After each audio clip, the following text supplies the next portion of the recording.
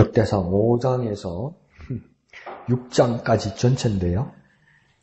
6장만 해도 81절까지 있는데 한번 다 읽어볼까요?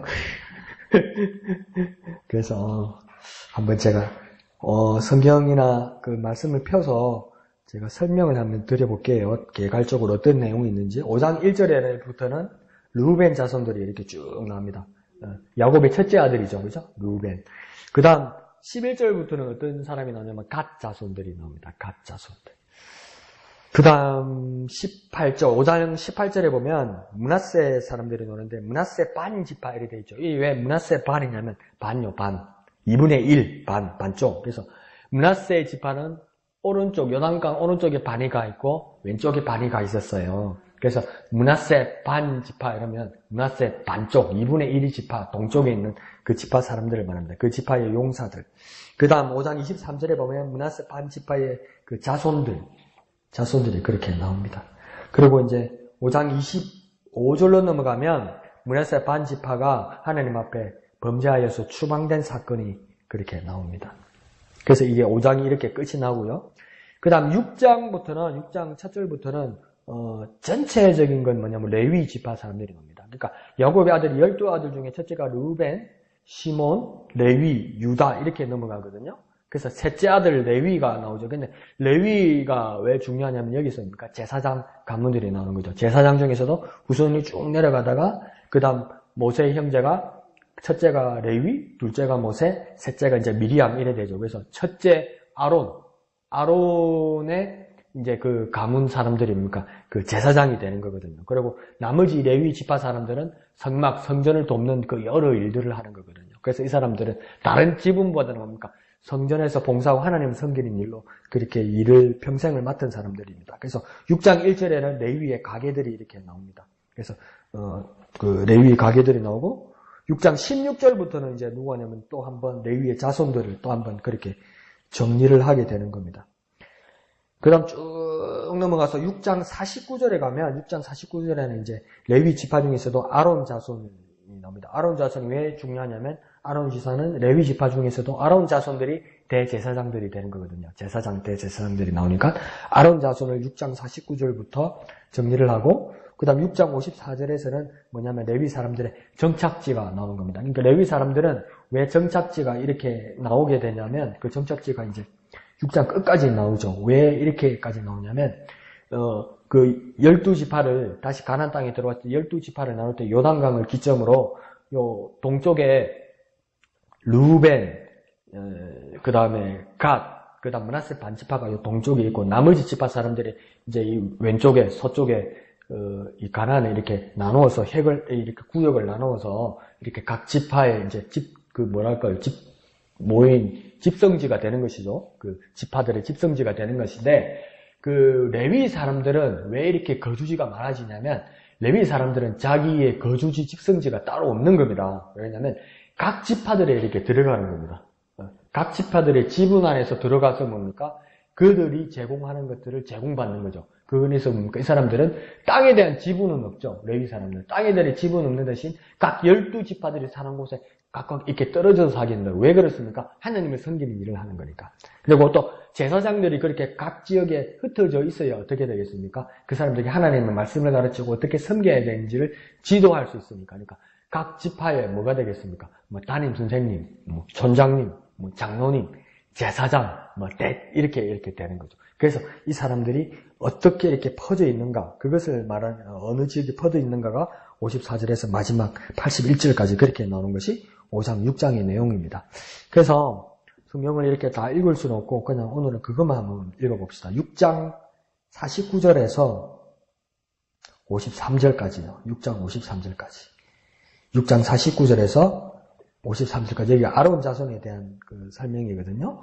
이걸 한번 49절부터 53절까지 다 같이 읽겠습니다. 시작. 아론과 그의 자손들은 번제단과 향단 위에 분향하며 제사를 드리며 지성소의 모든 일을 하여 하나님의 종 모세의 모든 명령대로 이스라엘을 위하여 속죄하니 아론의 자손들은 이러하니라.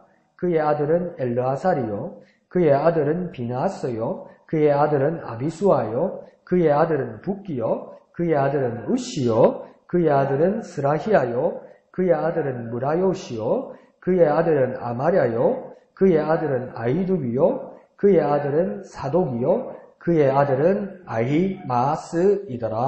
아멘. 그래서 아론 자손의 제사장들이 무엇을 했고 어느 자손들이 있는지를 그렇게 설명한 것이 오늘 본문을 읽은 내용입니다. 그러면 한번 간단하게 어떤 내용들이 있는지 다시 한번 정리를 한번 해보겠습니다. 그래서 5장부터 보면 5장 전체는 왜 5장 전체를 이렇게 할애를 하냐면 르우벤과 갓과 므낫세 반지파들에 대해서 지금 5장은 이야기하는 겁니다. 다시 한번 말씀드리면 므낫세와 갓과 므낫세 반지파, 이 사람들을 왜 이렇게 이야기를 하고 정리를 하냐면 요단 동편에 가 있는 거예요. 그러니까 이 가나안 쪽으로 넘어오지 않았어요. 이 사람들이 요단 동편에 우리가 살기 좋으니까 이걸 허락해달라고 그랬다고. 근데 그 조건이 뭐냐면 가족들은 이 요단 동편에서 가나안 땅으로 도전해서 요단 동편에서 살게 되는데 이 가나안이 완전히 정복될 때까지 이 세 지파의 군사들은 계속 정복 전쟁을 가나안에 와서 하겠다고 그렇게 약속을 하는 거죠. 그래서 지역은 떠냈지만 약속을 따라서 먼저 앞장서겠다 그렇게 약속하면서 지켰던 사람들, 그래서 르우벤, 갓, 므낫세 반지파들의 그 계보들을 이야기하는 겁니다. 그래서 이 르우벤이라는 사람은 5장 1절에 보면 르우벤은 원래 야곱의 12아들 중에 장자였습니다. 첫째 아들이었습니다. 그러니까 첫째 아들이 이 유업과 가업과 대업과 장자의 명분을 가지고 다 이어받을 수 있는 그 조건이 되는 사람이었어요. 르우벤이. 그래서 요셉을 팔아넘길 때도 르우벤은 그렇게 반대하던 사람이었어요. 어떻게든 해보려고. 그렇게 장자의 어떤 책임감이 있는 것처럼 보였는데 뭡니까? 르우벤은 그 장자의 명분을 잊게 됩니다. 그 왜 그렇다고 이야기하냐면 1절에도 그렇게 나오시죠. 그의 아버지, 곧 야곱의 침상을 더럽혔다 이러니까 아버지의 침대를 더럽혔다. 이 말이 뭐냐면 야곱의 본부인은 두 사람이죠. 레아와 라헬이죠. 근데 레아와 라헬이 이제 자녀 난다는 중에 경쟁이 붙어가지고 막 자기의 여자 몸종까지 이렇게 막 남편에게 이렇게 붙여준다고요. 그래서 그 라헬은 빌하라는 여자를 붙여주고 레아는 나중에 또 경쟁이 붙어가지고 실바라는 그 자기 여종을 그 야곱에 처벌해 준다고. 진짜 웃기는 양이죠. 동생한테 언니한테 이 남편의 주도권을 안 뺏기려고 자기가 꼬시다가 안 되니까 자기 여자 몸종을 남편에다가 갖다 붙이는 거예요, 이게. 그래서 애를 12이나 낳았대요. 12이 무려 딸까지 모으니까 13을 낳았대요. 그런데 이게 왜 문제가 되냐면, 루벤이 뭐냐면, 상대편 작은 엄마, 그러니까 라헬의 여종이었던 그 빌하라는 여종과 눈이 맞아 삐는 게라. 그러니까 아버지 침상을 더럽혔다는 건 뭐냐면, 그래도 의붓 엄마인 첩인, 야곱의 첩인 이 여자와 눈이 맞아서 뭡니까? 상간하게 되었다.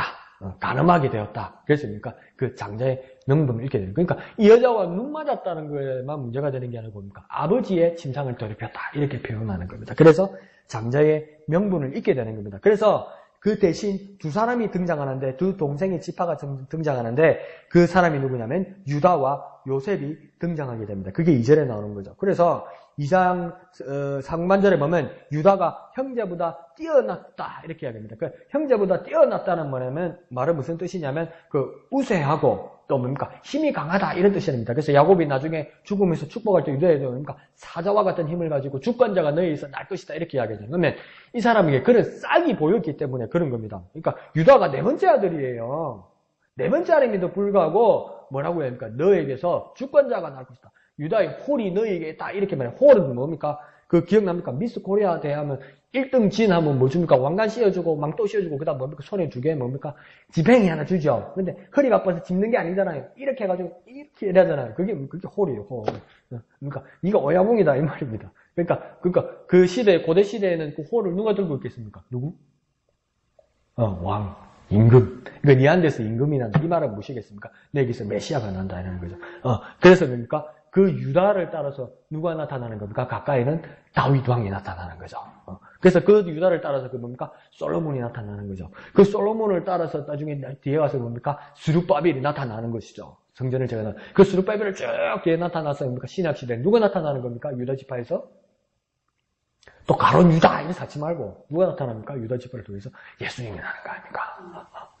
그래서 이 유다에게 그런 거 주는데 유다에게 왜 그런 싹수가 있냐면 창세기 43장이나 44장에 보면 이 형제들이 요셉을 팔았잖아요. 팔았는데 이제 애굽으로 갔잖아요. 근데 동생이 총리가 된 걸 모르고 막 곡식 그 얻어먹으러 가잖아요. 이렇게 가는데 보면 한 번 갔다가 두 번째는 안 가려고 그럽니다. 왜요? 의도한 건 아닌데 돈이 그대로 자루 안에 다 들어와 있으니까 가면 도둑놈 취급받고 다시는 못 나온다고 해요. 뜻으로 그거예요. 둘째 시므온을 이렇게 가둬 놨잖아요. 그러니까 아버지를 데리고 동생 베냐민을 데리고 와서 한번 보자고 그러잖아요. 근데 안 갑니다. 무서워서. 그러니까 둘째를 버린 거예요. 아버지 야곱도 버린 거고 형제들도 뭐 11명 살고 하나 죽으면 되지 뭐 이렇게 된 거예요. 이게 먹고 목숨 사는 일에 형제도 없는가 봐요. 내가 거기 안 당해봐서 모르겠는데. 그런데 뭡니까? 왜 다시 갑니다. 왜 갑니까? 영식이 떨어지니까 또 찾아가는 거죠. 그런데 뭡니까? 아버지는 안 가려고 뭐 뽀는다고 그러죠. 야곱이. 그냥 베냐민 데리고 가려고.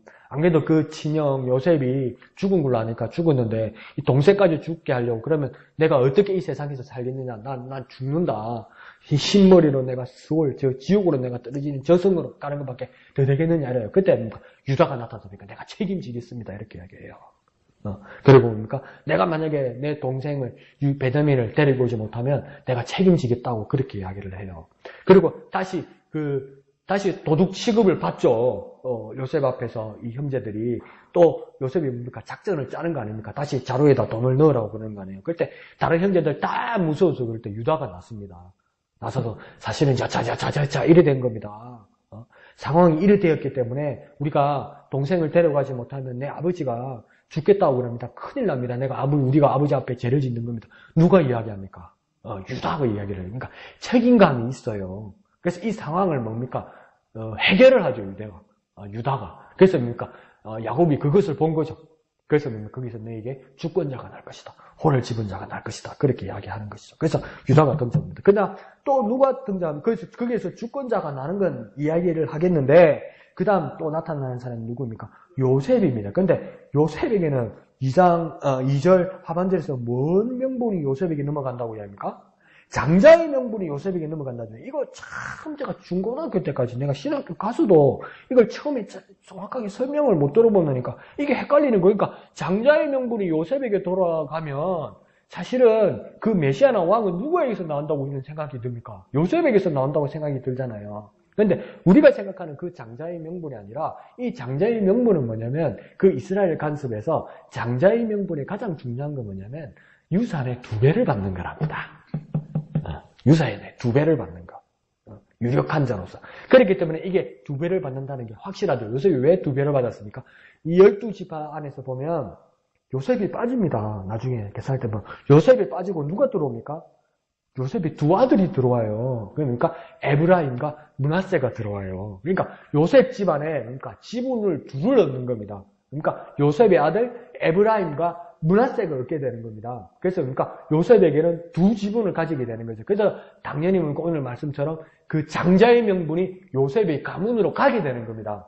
그래서 에브라임과 므낫세. 그래서 상속권이 2배를 간다는 것이죠. 그래서 한 사람 요셉 대신에 에브라임, 므낫세가 야곱의 손주가 되는 것이 아니고 야곱의 아들이 되는 겁니다. 이제. 그래서 집으니까 하여튼 요셉은 야곱은 좀 보면 막 속이고 거짓말하고 막 잘 숨기고 막 뒤꿈치 잡고 막 끝까지 그래요. 나이 들 때까지 참 3살 버릇 80까지 간다더니 막 80 넘어서까지 막 130까지 이게 안 변하는 거예요. 눈이 안 보이는데 원래는 요셉의 첫째가 누구입니까? 므낫세입니다. 둘째가 에브라임이에요. 그런데 눈이 안 보이는 야곱 앞에 요셉이 2 아들을 데리고 오니까 뭐랍니까? 오른쪽 있는 아이 아버지 오른손이 있는 아이에게 므낫세를 놓고 그냥 왼손이 있는 데다가 에브라임 둘째를 낳았어요. 넣었으니까 눈이 안 보이니까 야곱은 그대로 손 뻗어서 축복 기도하면 되잖아요. 이 할배 유명합니다. 어떻게 기도합니까? 이럽니다. 이 짓을 합니다. 이 짓을. 네? 그러니까 요셉이 아버지 왜 이러십니까? 얘가 첫째입니다. 그러니까 야곱은 뭐랍니까? 안다. 다 안다. 알긴 뭘 알아요. 모르지. 근데 왜 그럽니까? 왜 야곱이 자꾸 불안해하면서 거꾸로 하고 그러겠습니까? 지가 그랬거든. 지가 형의 거 속여버렸거든. 그러니까 그때 뭡니까? 왜 형의 명분을 왜 아버지 이삭으로부터 훔쳐갈 수 있었습니까? 아버지 이삭도 뭐가 안 됐습니까? 눈이 안 보였거든요.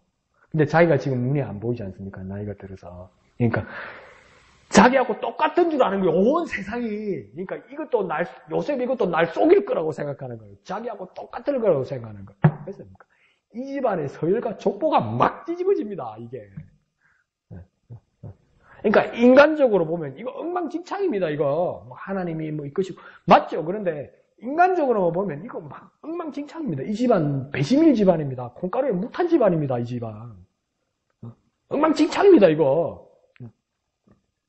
그런데도 뭡니까? 태어난 순서가 있는데도 장자의 명분도 바뀌고 주권자도 따로 있더라는 겁니다. 근데 이게 왜 우리에게 하나님 말씀으로 다가오고 이게 왜 우리에게 은혜로 다가올 수 있냐면 우리도 무엇입니까? 자격이 없었는데 하나님의 은혜로 하나님의 자녀가 된 겁니다. 사회적인 법칙이나 가족의 가문의 어떤 계보나 어떤 도덕이나 윤리로 우리가 살아온 어떤 노력으로 우리의 성과로 우리의 삶이 이렇게 바뀌거나 우리의 삶이 결정된 것이 아니라는 겁니다. 그리스도인은 무엇입니까? 하나님의 은혜로 된 것입니다. 우리가 축복받은 건 무엇입니까? 우리가 천국 백성 된 것은 무슨 이유입니까? 우리가 하나님의 자녀가 되는 것은 무슨 이유입니까? 우리에게는 아무 이유가 없어요. 양심을 놓고 생각하면 우리는 아무 이유가 없어요. 있다면 한 가지 뭡니까? 하나님의 은혜로 된 겁니다. 그러므로 하나님의 은혜로 나는 하나님의 자녀가 된 겁니다. 그러니까 아무리 노력하고 아무리 꼼수 부려도 그대로 안 됩니다. 더 엉키고 더 뒤죽박죽 됩니다. 바로 잡는 것은 무엇입니까? 하나님 은혜밖에 없습니다. 그러면 우리는 뭡니까? 하나님의 은혜로 우리는 하나님의 자녀가 된 것입니다. 한번 해볼까요? 하나님 은혜로 하나님 자녀가 되었다. 하나님 은혜로 하나님 자녀가 되었다. 하나님의 은혜로 하나님의 자녀입니다. 아무리 계획해도 또 우리 적들이 우리의 상대들이 아무리 올무리 굴고 넘어뜨리려 할지라도 우리에게 오직 하나님의 은혜가 있으면 우리 하나님의 자녀가 되는 것이고 하나님이 붙드시고 하나님 인도하시는 것입니다. 하나님의 은혜를 바라보는 저와 여러분 되시기를 부탁드립니다. 자, 그러면서 18절에 보면 르우벤, 갓, 므낫세 반지파 중에서 18절에 보면 전쟁에 나갈 만한 용사들을 이렇게 각출하고 뽑았다고 합니다. 왜 필요합니까? 동쪽에, 요단강 동쪽에 가족들과 아이들과 부인들과 부모님들은 다 동쪽에 정착하고 있어요. 근데 이 젊은 사람들에게 남아있으면 안 돼요. 강을 건너와서 나머지 지파 사람들과 함께 정복전쟁, 하나님 주신 약속을 따라 전쟁을 해야 돼요. 근데 뭡니까? 뭐라고 약속했습니까? 맨 앞장서서 나가겠다고 이야기했어요. 그래서 전쟁에 나갈 만한 군사들, 그 익숙한 훈련된 정예군들을 다 뽑아서 뭡니까? 숫자를 세워서 뭡니까? 지도자 앞에서 다 보고하는 겁니다. 몇 명이 그렇게 있었다고 이야기합니까? 44,760명이라고 합니다. 야, 많이 왔습니다. 그래서 이긴 것일까요? 그런데 이들의 많고 적음의 문제보다도 전쟁에 승리하는 이유를 19절 끝에서 정확하게 이야기하고 있습니다. 사람이 많거나 숫자를 정확하게 세워서 이들이 전쟁에서 이긴 것이 아니라 19절 끝에 보면 뭡니까? 적들과 싸우는 중에 이랍니다. 그러니까 나가서 싸웠다는 겁니다. 그러니까 기도하고 무너져라 죽어라 이런 거 아니에요. 적극적으로 나간 거예요. 적극적으로 나가서 싸웠어요. 그러면서 20절 시작할 때 뭐라고 이야기합니까? 도우심을 입었다 이렇게 이야기합니다. 나가서 싸워서 자기 힘으로 이긴 것이 아니라 뭡니까? 누가 도와줬다고 이야기해요. 4만 명이 넘는 군사로서 싸워서 이긴 것이 아니라 자기 군사를 뽑아서 나가서 싸웠을지라도 20절에 시작할 때 뭡니까? 도우심을 입었기 때문에 이겼다고 이야기합니다. 그러니까 20절 중간에서 뭐랍니까? 그러자 그들의 손에 적들이 패했다 이렇게 이야기합니다. 그러니까 자기가 나가서 싸웠지만 적들이 패하고 내가 이긴 이유는 무엇입니까? 20절 시작할 때 뭡니까? 도우심을 입었기 때문이라고 이야기합니다. 누가 도와주신 겁니까? 하나님께서 그들을 도우셨기 때문에 이겼다는 겁니다. 우리가 적극적인 자세를 취하고 싸우려고 하고 이기려고 할지라도 우리 의지로 싸워서 이기는 것이 아니라 도우시는 자가 있다는 겁니다. 내가 나아갈 때, 내가 앞장설 때 나를 도우시는 이가 있다는 겁니다. 그가 나를 도우시기 때문에 적들이 뭡니까? 우리 손에서 패한다는 겁니다. 그러면 우리 앞에서 적울이 있던 자들이 패하는 이유는 뭡니까? 적들은 무엇을 바라보고 있습니까? 우리를 바라보는 것이 아니라 적들도 무엇입니까? 도우시는 하나님을 발견하게 된다는 겁니다. 그러니까 자기들도 패한 이유가 뭐라고 생각했습니까? 저 군사들 때문에 패했다고 하는 것이 아니라 저 군사들을 도우시는 하나님을 발견하고 패하게 되었다는 것이죠. 그래서 20절 끝에서는 이렇게 승리하는 이유를 이렇게 말합니다. 뭐라고 이야기합니까? 이 군사들이 이 르우벤, 갓, 므낫세 반집파 사람들이 뭡니까? 전쟁을 잘해서 훈련을 잘해서 적의 군사가 되기 때문에 이긴 것이 아니라, 그럼 칼을 잘 갈았기 때문에 그런 것이 아니라, 뭡니까? 잘 피하고 잘 싸웠기 때문이 아니라 20절 끝에 뭐라고 이야기합니까? 전쟁하러 나갈 때 와! 이러면서 죽여! 이렇게 빠르고 막 민첩하게 싸워서 이긴 것이 아니라 뭐라고 합니까? 20절 끝에 하나님께 의뢰하고 부러지졌기 때문에 이겼다 이렇게 얘기하는 겁니다. 그러니까 진짜 주님의 군사는 뭐냐면 하나님께 의뢰하고 하나님께 부르짖는 겁니다. 그리스도의 참 군사는 뭐냐면 하나님께 의뢰하고 부르짖는 자입니다. 잘 피하고 잘 맞고 잘 싸우는 것. 그것보다도 하나님의 군사가에게 가장 중요한 모습은 뭐냐면 하나님께 의뢰하고 하나님께 부르짖는 겁니다. 이해 안 가는 소리죠. 세상은 도저히 말이 안 되는 소리죠. 그러나 주님의 군사는 무엇입니까? 하나님께 의뢰하고 부르짖는 겁니다. 그러니까 뭐라고 합니까? 하나님 뭐 하셨다고요? 응답하셨다는 겁니다. 하나님이 응답하셔서 이기게 되었다는 것입니다. 그러니까 우리는 뭘 하는 사람입니까? 하나님의 군사라면 하나님께 의뢰하고 하나님께 부르짖어서 하나님의 응답을 받는 사람입니다. 그때 뭡니까? 우리가 승리하게 되는 겁니다. 그러니까 싸움에 대해서 잘 정리하셔야 돼요. 그리스도인의 싸움에 대해서는 잘 정리하셔야 돼요. 뭘 봐? 왜 봐? 불만이야? 그러면서 막 안경 벗고 막 넥타이 풀고 막 옷 벗고 그런 싸움이 아니라니까요. 아니 싸움이다. 그러니까 그게 아니에요. 그러니까 정말 그리스도인의 싸움은 무엇입니까? 하나님께 의뢰하고 하나님께서 부르짖을 때 하나님께서 응답하심으로 승리를 느끼는, 승리를 경험하는 저와 여러분 되시기를 부탁드립니다. 한번 해볼까요? 하나님께 의뢰하자, 부르짖자, 응답하신다, 승리하게 하신다. 그래서 우리의 싸움은 하나님께 의뢰하고 하나님께 부르짖어서 그럴 때 하나님께서 응답하심으로 승리하는 저와 여러분 되시기를 부탁드립니다. 결코 이 싸움의 방법을 잊지 않는 저와 여러분 되시기를 부탁드립니다. 자, 그러면서 6장부터는 이제 1절부터는 레위 지파의 계보가 나옵니다. 그래서 이 야곱의 12아들은 뭡니까? 첫째는 루벤, 둘째는 시몬, 셋째는 레위, 네 번째는 유다 이렇게 나가죠. 그 중에서도 셋째 레위는 무엇입니까? 셋째 아들로서 성전 일을 돌보고 또 그 일들을 하게 되는 것입니다. 그래서 레위 지파에서 여러 아들이죠. 고핫, 게르손, 무라리 이러죠. 첫째가 게르손, 고핫, 무라리 이렇게 아들들이 나오죠. 그 중에서도 뭡니까? 고핫 집안에서 뭡니까? 쭉 자손들이 날아오다가 그 다음 뭡니까? 쭉 이집트의 애굽의 식민지에서 해방되기 전까지는 이제 그 아므람의 세 자녀가 나타나죠. 첫째가 아론, 둘째가 모세, 그다음 셋째가 뭡니까? 미리암, 여자 미리암 이렇게 나오는 것이죠. 그래서 뭡니까? 그 중에서도 그 첫째 아들 아론이 뭡니까? 대제사장이 되는 것입니다. 그래서 레위의 세 아들은 첫 번째 게르손, 고핫, 무라리인데 둘째 여기서도 둘째 가문에서 대제사장들이 나오는 것입니다. 그래서 이 아론을 통해서 대제사장 위임식이 일어나죠. 그러면서 그 아론의 뒤를 잇던 사람이 누구냐면 나답과 아비후입니다. 그래서 3절 중간에 나오죠. 나답과 아비후가 그 뒤를 이었는데 나답과 아비후는 뭐냐면 레위기 10장에 보면 죽습니다. 왜 죽느냐면 잘못된 불을 들였다 이렇게 이야기합니다. 그러니까 뭡니까? 만약에 향을 피우거나 불을 들이는데 순서에 맞지 않게 잘못된 것을 들였다는 거예요. 하다 보면 헷갈릴 수 있죠, 그죠? 하다 보면 뭐 그럴 수도 있는 거지. 할배가 아버지 될 때도 있고 헷갈릴 때도 있는 거죠, 그죠? 1분이 11분 될 때도 있고 실수라고 하면 되는데 하나님 앞에 그게 용납이 안 된다는 거예요. 그러니까 1번 불을 들여야 되는데 뭡니까? 이러다 보니까 이러 보이더라는 거죠. 그러니까 막 졸다가 그러니까 막 눈이 막 두 개로 겹치니까 막 2번 이렇게 된 거겠죠. 그러면 나답과 아비후가 하나님 앞에 불을 들이면서 왜 잘못된 불을 들였을까? 근데 같은 레위기 10장에서 9절에서 이상한 말씀이 나옵니다. 10장 9절에서 뭐라고 하냐면 성전에 들어갈 때 포도주나 독주를 마시지 말아서 하나님 앞에서 죽음을 면하라. 죽음을 당하지 마라. 멸망당하지 말라고 이야기해요. 그럼 이게 왜 성전 들어갈 때, 성막 들어갈 때 술이나 독주를, 포도주나 독주를 마시지 말라고 그럴까요?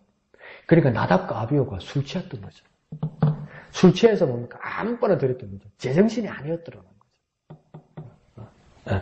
그게 그렇게 연결되는 겁니다. 그래서 이 나답과 아비후가 죽고, 그래서 그 아론의 셋째와 넷째 아들 엘르아살과 이다말이 그 제사장 일을 맡게 됩니다. 그래서 이렇게 쭉 제사장 가문에 내려오다가 8절을 보면 누가 나타납니까? 사독이 나타나죠. 사독은 어느 시대의 제사장입니까? 다윗 시대의 제사장이죠. 그래서 다윗 시대에는 제사장이 두 사람이 있었습니다. 누굽니까? 아히멜렉이라고 부르기도 하고 아비아달이라고도 부르죠. 그래서 아비아달로 제가 통일시키면 아비아달과 사독 두 대제사장이 있게 되죠. 그런데 나중에 솔로몬 시대에 뭡니까? 이 아비아달 아히멜렉은 누구 편을 드냐면 넷째 아도니아 편을 듭니다. 그러니까 반 솔로몬 진영으로 가게 돼서 이 사람이 추방당하게 되죠. 그래서 유일한 대제사장 누구만 이제 남게 되냐면 사독만 남게 됩니다. 그래서 이 사독 가문을 통해서 계속 예수님 시대까지 계속 대제사장들이 이어집니다. 그래서 이 사독 계열의 사람들을 누구라고 하냐면 여러분 깜짝 놀랍니다. 그러니까 바른 편에 섰던 거예요. 하나님의 약속을 편에 섰던 거예요. 사독이. 그래서 그러니까 하나님의 약속대로 솔로몬 편에 서서 그러니까 솔로몬을 왕으로 세워서 그 가문이 대제사장이 되는 건데 이 사독을 영어로는 뭐라고 하냐면 제독 이렇게 씁니다. 사독, 제독 이렇게 씁니다. 그래서 이 제독, 사독 계열의 사람들을 영어로 뭐냐면 세듀시스 이렇게 씁니다. 세듀시스 이걸 뭡니까? 한글 성경에 뭐라고 되냐면 사두개인 이렇게 되어 있습니다. 이 대제사장 가문이 사독의 가문이 사두개인이 되는 겁니다. 사두개인이란 뜻은 뭐냐면 우리 할배가 사독이요 이 말입니다. 그 유명한 사독 집안 사람이요 이러는 거예요. 그래서 그 이름을 안 지우려고 나는 사독 집안 사람들이요 이렇게 된 겁니다. 근데 이 사두개인들이 어떤 사람입니까? 예수님 시대에 천사도 없고 영도 없고 천국도 없고 천국도 없다고 믿는 정치 종교인들이 되어버린 겁니다. 그냥 세상에서 잘 살아보세요 이러면 된다는 거예요. 천국이지 뭐. 영천사 그런 게 어딨노? 그냥 쓴 거지. 그러니까 성경을 뭐 그래 많이 봤었나? 창세기, 출애굽기, 레위기, 민수기, 신명기 5권만 보면 돼. 그러는 거예요. 선지자 시편 그런 걸 왜 읽어? 이러는 거예요. 모세가 준 성경만 보면 돼. 그러던 사람이 되었다는 겁니다. 그러니까 가문의 이름으로는 영원한 경건도 어려움도 없습니다. 그리고 우리는 어떤 삶을 살아야 됩니까? 각자가 예수님 앞에서 경건하고 거룩해야 됩니다. 각자가 주님 앞에 서야 됩니다. 각자가요. 우리 각자가 서야 되는 거예요. 그냥 뭉쳐서 가지겠지. 누가 대신해 주겠지. 그거 안 된다는 거예요. 내 가문이 어떤 집안인데, 내 동생이 누군데, 내 형님이 누군데, 우리 아버지, 할아버지가 누군데, 몇 대인데, 우리 알던, 우리 친구 중에 장로교회 지금 부목사로 있는데, 그 친구가 어느 교회에다가 전도사 부목사 자리를 넣으니까 자격 조건의 서류에 그렇게 되죠. 3대째 예수 믿는 집안 아니면 서류를 안 받아주더래요. 그게 무슨 소용이 있냐는 거예요. 사두개인인데 그게 무슨 소용이 있냐는 거예요. 지금. 무엇입니까? 가장 중요한 겁니까? 각자가 예수님 앞에서 경건하고 거룩하게 살아야 합니다. 한번 해볼까요? 각자가 예수 앞에서 경건하자, 거룩하자, 각자의 삶을 살자. 각자가 알아서 살자가 아니라 각자가 예수 앞에 서야 된다는 겁니다. 각자가 예수 앞에서 사는 삶을 살아가기를 원합니다. 자, 그러면서 31절로는 어떤 때를, 어느 시기를 이야기하냐면 언약궤가 평안을 얻었을 때 이렇게 말합니다. 이 언약궤가 평안을 얻었을 때를 어떤 때라고 말하냐면 그 뒤에 가면 언약궤가, 하나님의 궤가, 증거궤가, 약속궤가 평안을 얻었을 때가 어떤 때냐면 다윗 시대라고 그렇게 연결지어서 이야기하고 있습니다. 그러니까 뭐냐면 다윗 시대가 언약궤가 평안을 얻었을 때라고 왜 이야기하냐면 첫 번째 왕 사울 왕 시대에 블라셋과 전쟁을 하다가 언약궤를 뺏겼어요. 언약궤를 뺏기고 나니까 그러니까 오만 블레셋에 재앙이 일어나고 어려운 일들이 일어나죠. 그래서 이걸 어디다가 예루살렘으로 못 갖다 놓고 못 모셔놓고 어디다 놔둡니까? 아비나답의 집에다가 있었어요. 그래서 아비나답의 집에 있다가 이제 다윗이 왕이 되면서 뭡니까? 예루살렘으로 다시 모셔야지 이러면서 이렇게 모시고 끌고 나오다가 뭡니까? 우사가 사고를 치죠. 그러니까 메고 와야 되는데 그러니까 수리에 싣다가 들끓어가지고 우사가 헉 이렇게 잡아내니까 헥 이렇게 죽더라는 거죠. 그러니까 뭡니까? 다윗이 너무 무서워가지고 못 모시고 다시 옵니다. 그래서 누구의 집에다 모셔놓습니까? 가드의 사람이 있는 집 오베데돔 집에다가 있었단 말이에요. 근데 오베데돔이 집에 있다가 석 달을 있다가 어떻게 합니까? 다시 예루살렘으로 모셔야 되겠다고 하면서 다윗이 뭡니까? 말씀대로 뭡니까? 예루살렘으로 모셔오게 되는 거예요. 예루살렘에 모셔와서 뭡니까? 하나님 언약궤가 안치가 되고 그 아들 세대를 위한 성전 건축을 준비하던 그 계획과 비전의 시대, 이 시대가 뭡니까? 다윗의 시대고 언약궤가 평안을 얻었을 때다 이렇게 이야기하는 겁니다. 그러니까 하나님의 언약궤가 이제 드디어 예루살렘으로 우리 가까이 왔는데 아직 성전은 완성되지 않았어요. 하나님께서 우리에게 가까이 오시고 하나님께서 우리에게 미래를 향한 비전을 주셨을 때 이때가 뭡니까? 평안을 얻었을 때다 이렇게 이야기하는 겁니다.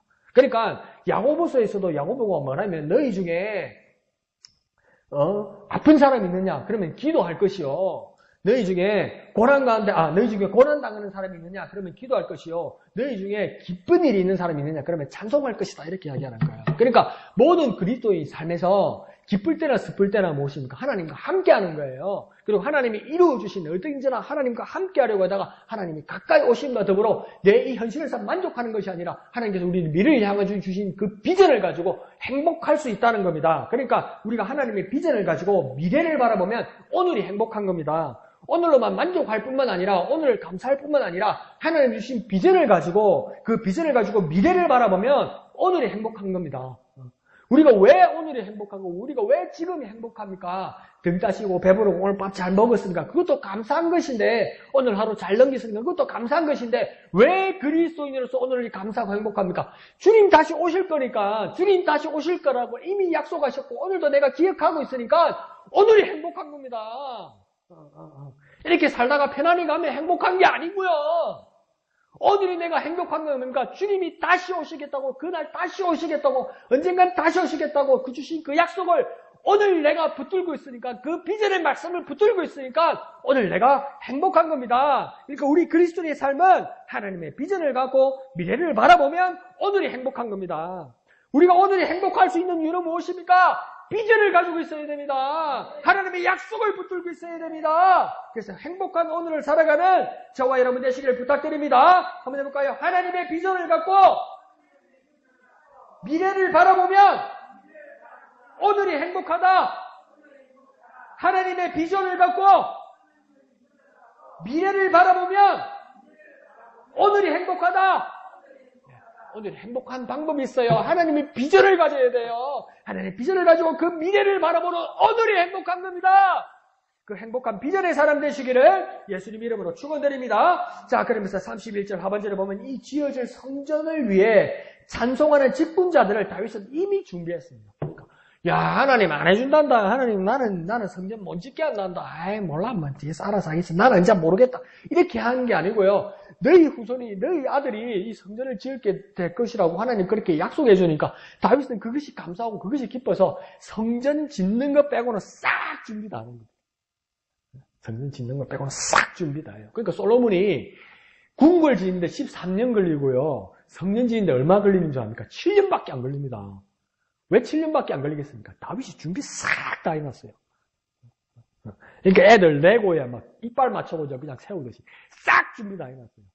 근데 그것만 준비해놓은 것이 아니라 오늘 31절 하반절에 보면 뭐까지 준비했냐면 직분자들 주도 다 준비해놓고요. 성전이 딱 지어서 성전에 딱 들어가면요. 그때서 이제 뭐 노래 좀 하는 사람, 악기 좀 치는 사람 이렇게 준비한 게 아니고요. 미리 준비해가지고 성가대, 연주자, 지휘자, 작사자, 작곡자 싹 준비해놔가지고 성전 들어가기 전에 다윗은 성전도 못 들어가는데 자기 아들 솔로몬이 성전 들어가기 전에 완전 능숙한 찬양들을 다 만들어가지고 지금 준비하고 노래 부르고 연습하고 있는 거예요. 그래서 찬송의 직분자들을 다윗이 이미 준비하고 있습니다. 그래서 그 직분자들이 보면 33절에 보면 그 레위 지파 중에도 그앗 자손 중에서도 누가 있냐면 헤만이 그 센터 중앙에 있습니다. 그리고 39절에 보면 그 아삽이라는 사람이 또 헤만 외에 아삽이라는 사람이 헤만의 오른쪽에 있습니다. 그리고 44절에 보면 누가 또 쓰냐면 무라리 사람 중에 보면 에단, 또 다른 성경에서는 여두둔이라고 그러죠. 여두둔이 왼쪽에 씁니다. 그러니까 차례대로 어떻게 되냐면 아삽, 헤만, 여두둔 이렇게 쓰는 겁니다. 그러니까 3인조 그룹이 되나? 그러니까 아삽, 헤만, 여두둔 이렇게 해서 헤만이 센터에 서고 그러니까 아삽과 여두둔, 에단이 이쪽에 이렇게 서게 되는 거죠. 그래서 이 사람들은 뭡니까? 이 세 사람만 찬양되게 되는 것이 아니라 이 사람들이 지휘자고 리더가 되는 것이죠. 그래서 이 사람들이 작사도 하고 작곡도 하고 연주도 하고 노래도 하고 막 지휘도 하는 겁니다. 이걸 뭡니까? 성전 건축 시작도 안 했는데 다 준비해가지고 있는 거예요. 그래서 뭡니까? 벌써 리허설이 끝나서 뭡니까?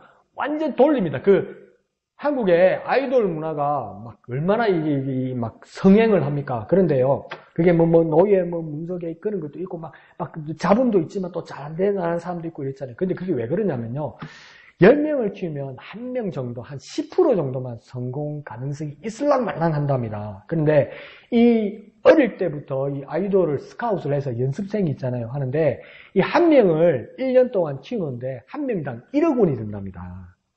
근데 성공 확률이 10%밖에 안 된답니다. 그러니까 이게 만약에 성공하는 케이스면, BTS 방탄소년단처럼 성공하는 케이스면 이건 엄청난 거죠. 그러니까 얘들이 뭡니까? 잠깨로도 노래 부르고 잠깨로도 춤을 출 수 있을 정도라잖아요. 근데 다윗이 뭡니까? 이 연습생들을 키운 거예요. 아삽, 헤만, 여두둔을 가지고 연습생들을 키우면 하나님 찬양하는 일로만 이 사람들을 키운 거예요. 키우니까 뭡니까? 이제 실전까지 나갑니다. 성전이 지어지지 않는데 성전 비슷한 모형에서 뭡니까? 성막에서, 해막에서 그러니까 실전에 나아가는 겁니다. 그걸 뭡니까? 다윗이 그림이 다 그려져 있는 거예요. 다윗은 뭡니까? 성전 안에 들어가 보지 못했어요. 성전이 착공하기 전에 벌써 죽었어요. 다윗은요. 그런데 뭡니까? 다윗의 눈에는, 다윗의 머리에는, 다윗의 마음에는 성전이 싹 다 그려져 있는 겁니다. 그게 왜 가능합니까? 비전의 사람이니까. 그래서 뭡니까? 자재들도 다 준비하고, 석재, 목재 다 준비하고, 그 안에 들어가서 일할 사람 싹 다 준비해놓으니까 그림이 그려지는 겁니다. 그러니까 다윗의 하루하루가, 그날의 하루하루가 얼마나 행복했겠습니까? 아쉽지 않아요. 다윗 아쉽지 않아요. 행복한 거예요. 그냥 그 세대를 살은 거예요. 그래서 어떡합니까? 32절에 뭡니까? 이들은 성전을 세울 때까지 아삽, 헤만, 여두둔, 이 사람들은 성전을 세울 때까지, 성전이 완성되기 전까지 어디에서 찬송했다고 이야기합니까? 32절에 보면 해막 앞에서 찬송했다 이렇게 합니다. 그러니까 해막이란 말은 뭡니까? 성막하고 같은 말이고 천막 종류 중에서도 해막, 성막 이렇게 쓰죠. 그런데 왜 성막이라 쓰지 않고 이 아삽, 헤만, 여두둔의 찬양대는 왜 해막 앞에서 굳이 찬송했다고 쓰냐면, 같은 천막 종류 중에서도 성막이라 말할 때는 거룩하다는 뜻이 되겠죠. 뭡니까? 하나님의 언약궤가 있고 임재하는 곳, 거룩하신 하나님이 임하시는 곳. 그래서 그곳을 뭡니까? 같은 천막이라도 성막이라고 부릅니다. 그런데 또 왜 다르게 부를 때 회막이라고 부르냐면, 이것은 회막이란 말은 무슨 의미냐면 만남의 천막 이 말입니다. 만난다는 겁니다. 누구가 만나겠습니까? 하나님과 그 백성들이 만난다는 겁니다. 그런데 이 아삽, 헤만, 여두둔의 찬양대는 뭐냐면 어디에서 찬양한다고 이야기합니까? 회막에서 찬양한다고 이야기합니다. 어떤 말이겠습니까? 하나님과 백성이 만나는 그곳에서 기뻐서 찬양한다는 겁니다. 그러니까 그 찬송하는 시간은 하나님과 백성이 만나는 때라는 겁니다. 예배의 때라는 겁니다. 그러니까 예배의 때에 하나님의 만남이 기뻐서 찬양하는 것이 우리의 찬양이라는 겁니다. 우리의 찬양의 이유는 무엇입니까? 하나님을 만났기 때문에 기뻐서 찬양하는 겁니다. 찬양의 이유가 이제는 정확해져야 됩니다. 내가 하나님을 만났기 때문에 하나님을 만나는 그곳에서 하나님을 기뻐하며 찬양하는 것이다. 그렇게 찬양하는 저와 여러분 되시기를 부탁드립니다. 그래서 저와 여러분의 찬양은 하나님을 만나 기쁨으로 노래하는 것입니다. 한번 해볼까요? 나의 찬양은 하나님을 만나서 기쁨으로 노래하는 것이다. 나의 찬양은 하나님을 만나서 기쁨으로 노래하는 것이다. 이렇게 기쁨으로 노래하고 하나님의 만남을 증가하는 진정한 찬양의 사람 되시기를 예수님 이름으로 축원드립니다. 자, 그러면서 아까 우리가 읽었던 49절에 아론과 그의 자손들, 그 레위 지파 중에서도 이 제사장 가문 사람들이 하는 일이 49절에 나오고 있습니다. 그래서 첫 번째 이들이 하는 일을 이렇게 잘게 나누어서 보면 뭐냐면, 첫 번째는 뭐냐면 번제등과 향단 위에서 뭐합니까? 분향한다고 이야기합니다. 그러니까 불을 피우고 향을 피워서 올린다고 이야기합니다. 이 말은 뭡니까? 희생에 감사하고 회개하고 기도한다는 겁니다. 그러니까 아론과 그 자손들, 제사장들, 예배하는 사람들, 예배를 대표하는 사람들, 예배 가운데 나오는 사람들은 무엇입니까? 회개하고 기도해야 된다는 겁니다.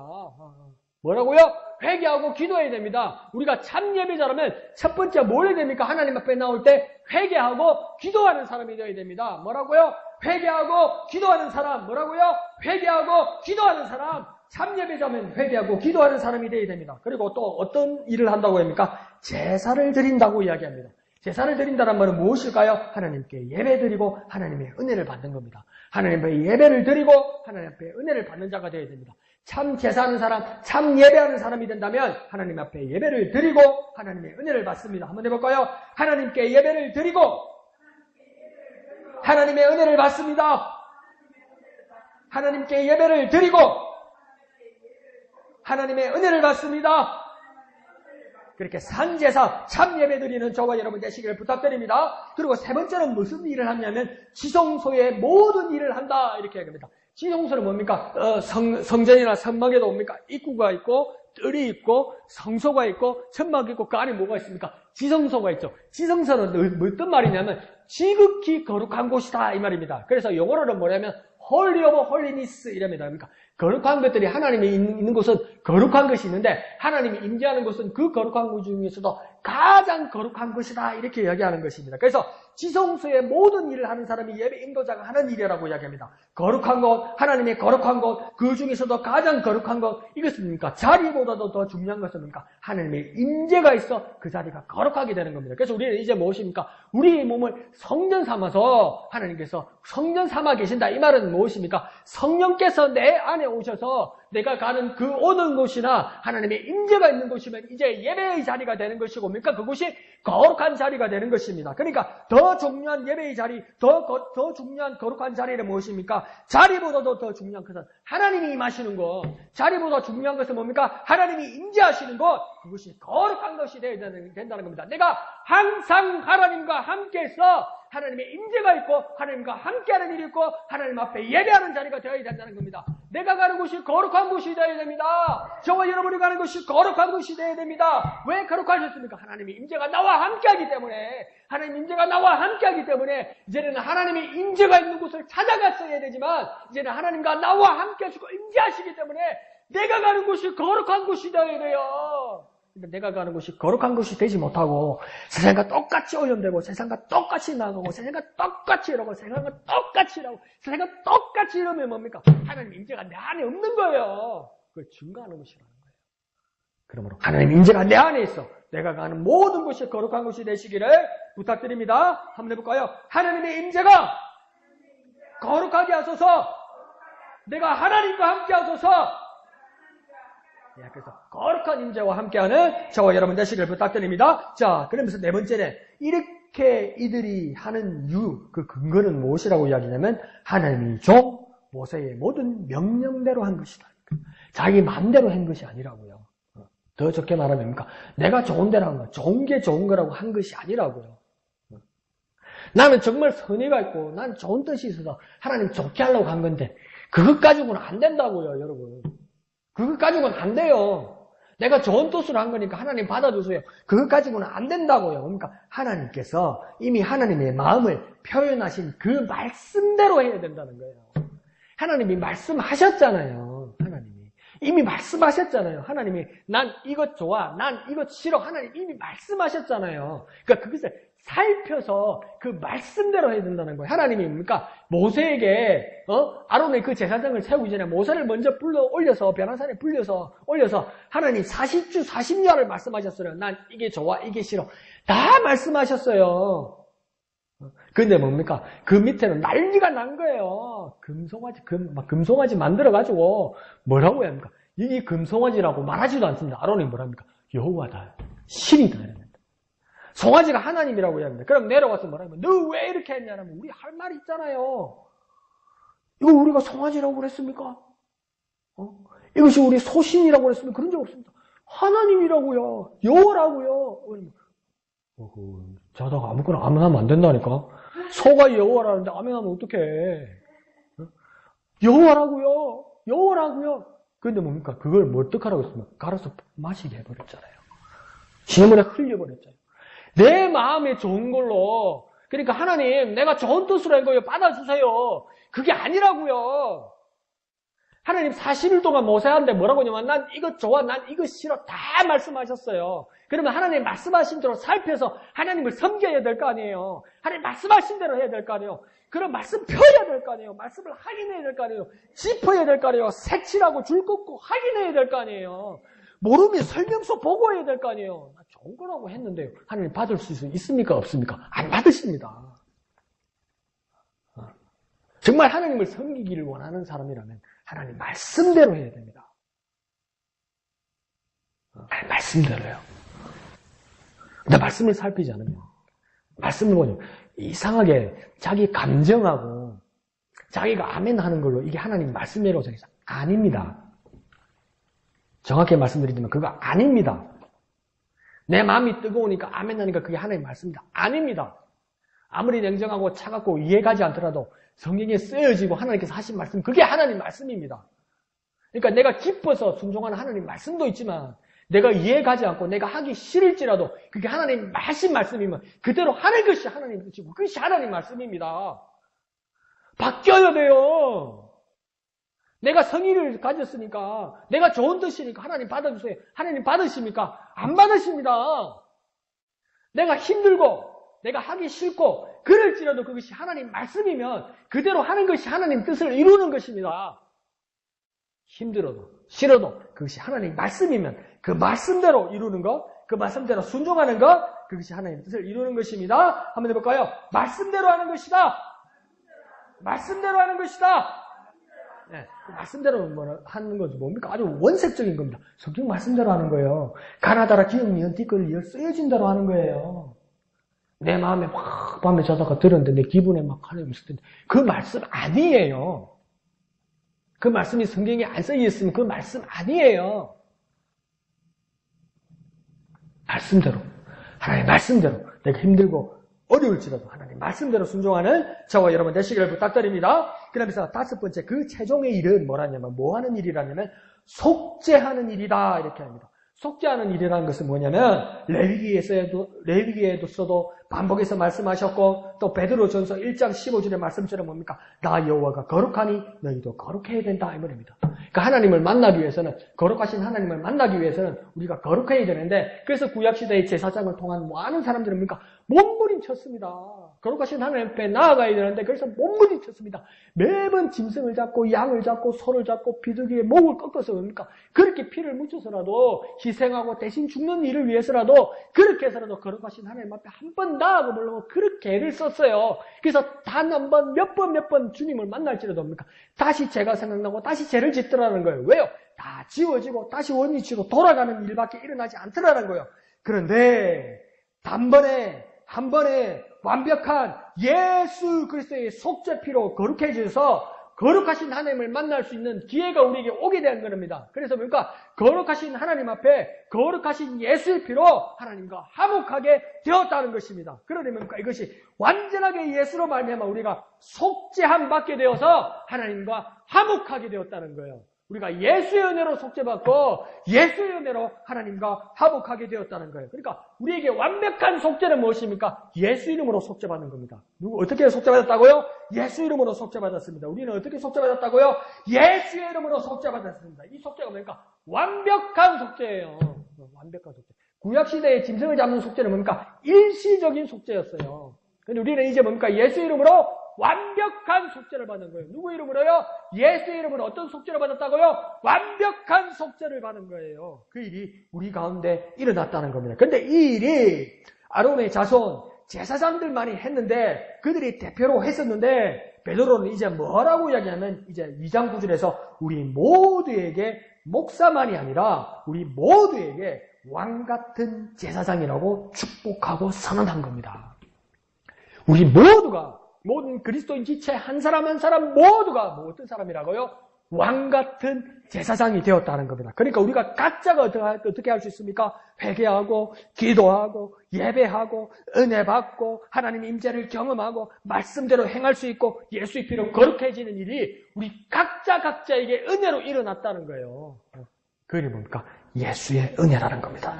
예수의 피로 거룩해지는 일을 우리가 경험하게 되었다는 겁니다. 어떻게 일이 가능해진 겁니까? 우리 모두가 예수의 은혜로 왕같은 제사장이 되었기 때문입니다. 우리는 어떤 사람이 되었다고요? 왕같은 제사장이 되었습니다. 어떤 제사장요? 왕같은 제사장이요. 우리 각자가 어떤 사람이 되었습니까? 왕같은 제사장이 되었습니다. 어떻게 되었습니까? 예수의 은혜로 된 거예요. 예수의 은혜로. 예수의 은혜로 우리는 어떤 사람이 되었습니까? 왕같은 제사장이 되었 겁니다. 그 놀라운 은혜 가운데 살아가는 저와 여러분 되시기를 거룩하신 예수 이름으로 기도 축원드립니다. 한번 해볼까요? 왕같은 제사장! 왕같은 제사장! 나는 왕같은 제사장! 그래서 날마다 주님 앞에 나오고 항상 주님 앞에 예배하는 저와 여러분 되시기를 거룩하신 예수님의 이름으로 축원드립니다. 그 예수의 은혜를 만끽하고 예수의 은혜를 한껏 누리는 저와 여러분 되시기를 축원드립니다.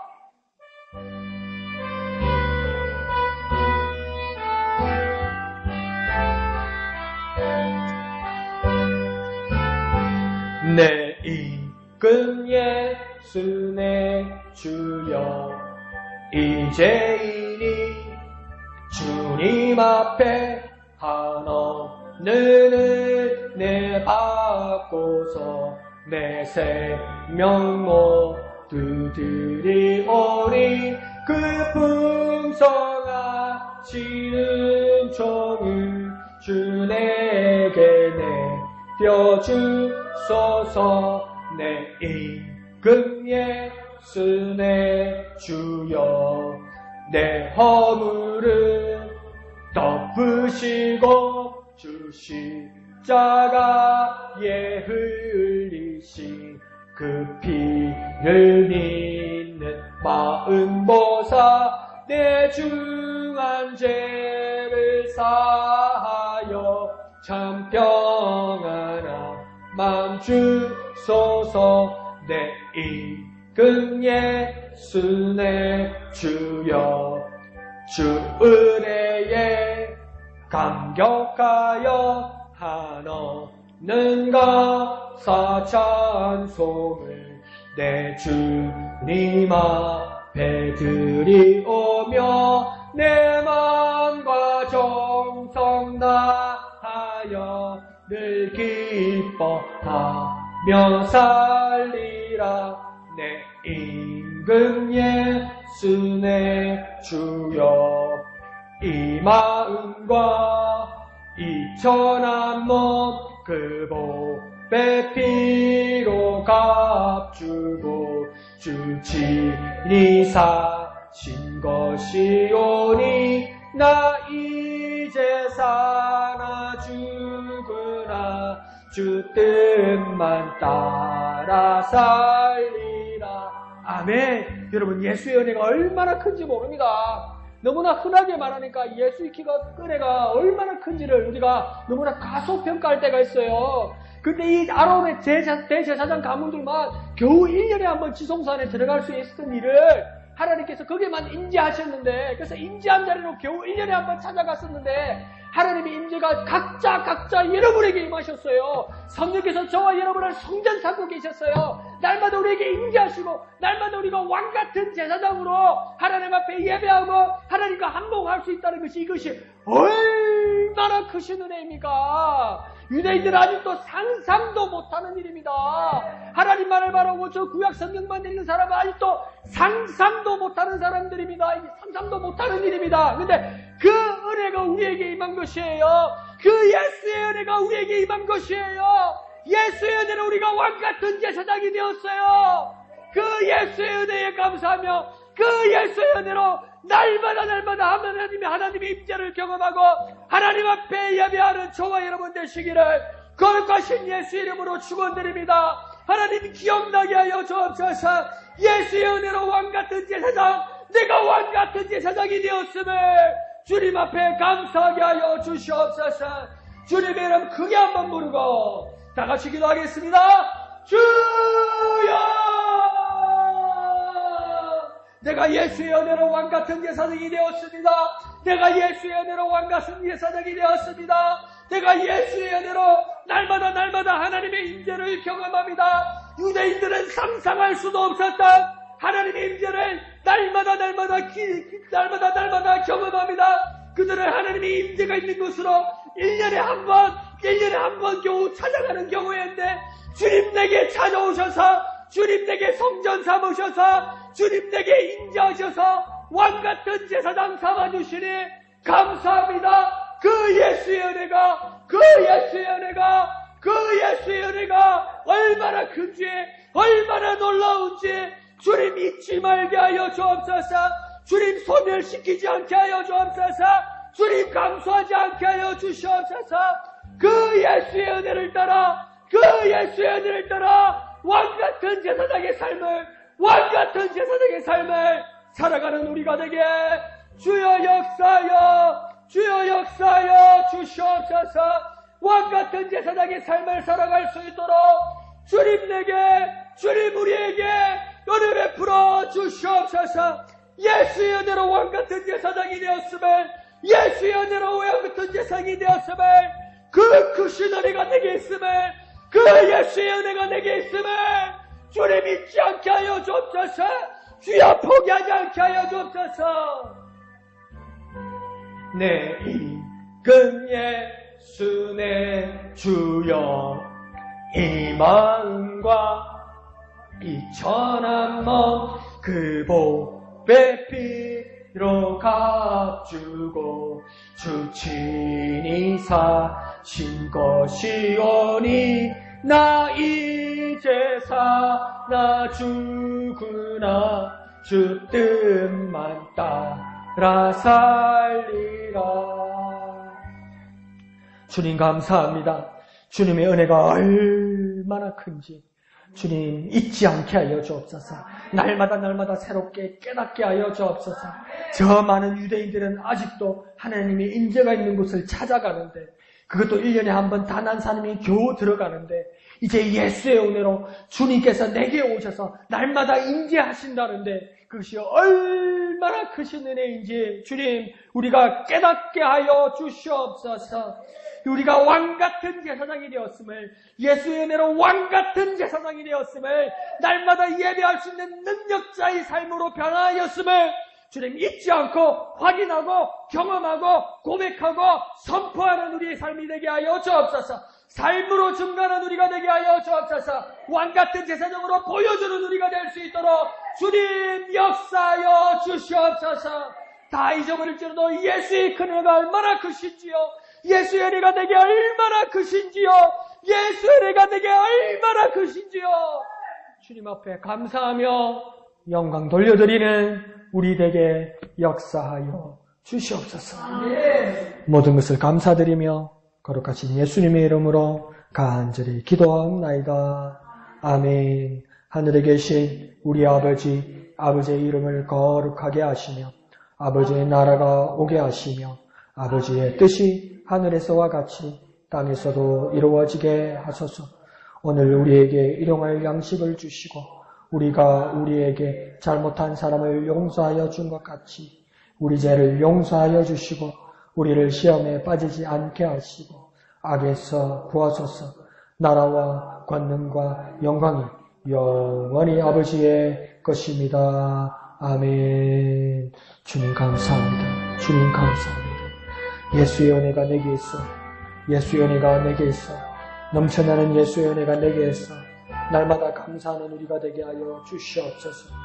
예수의 은혜로 왕같은 제사장이 되어서 하나님의 임재가 날마다 내게 머물러서 예배할 수 있는 은혜의 삶이 되었음을 하나님 감사하는 우리가 되게 하여 주시옵소서. 예수의 은혜가 내게 있어 감사합니다. 예수의 은혜가 내게 있어 왕같은 제사장 되게 하여 주시니 주님 감사합니다. 예수의 은혜, 그 놀라우신 예수의 은혜가 나를 감동하고 그 놀라우신 예수의 은혜가 날마다 내게 있어 하나님의 임재가